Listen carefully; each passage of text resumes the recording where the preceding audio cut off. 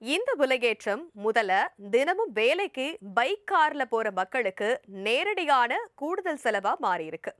ஏற்கனவே வீட்டு வாடகை, இஎம்ஐ, குழந்தைகளுக்கு ஸ்கூல் ஃபீஸ், மளிகை செலவுகள், மின்சார கட்டணம் இப்படி பல செலவுகளை சமாளித்து வர குடும்பங்களுக்கு இந்த விலை உயர்வு இன்னொரு சுமையா மாறி இருக்கு.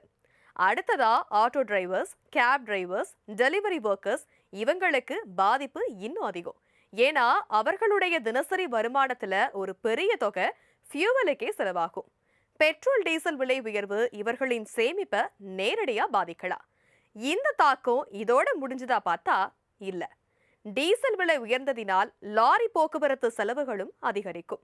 அதனால் காய்கறி விலை உயரலாம், மளிகை பொருட்கள் விலை அதிகரிக்கலாம், பால் போன்ற அத்தியாவசிய பொருட்களின் விலையும் உயர வாய்ப்பிருக்கு. ஆன்லைன் டெலிவரி சார்ஜஸ் கூட அதிகரிக்கலாம். அதாவது வண்டி பயன்படுத்தாத மக்களுக்கும் கூட இந்த விலை உயர்வின் தாக்கம் மறைமுகமா இருக்கு.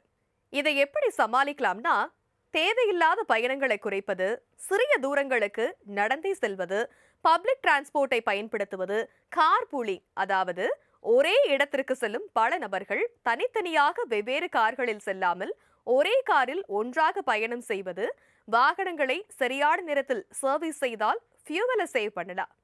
தேவையில்லாமல் வேகமாக ஓட்டுவதை தவிர்ப்பது போன்ற வழிமுறைகளை கடைபிடிச்சா ரொம்ப இல்லைனாலும் ஓரளவுக்கு இந்த விலை உயர்வை சமாளிக்கலாம்.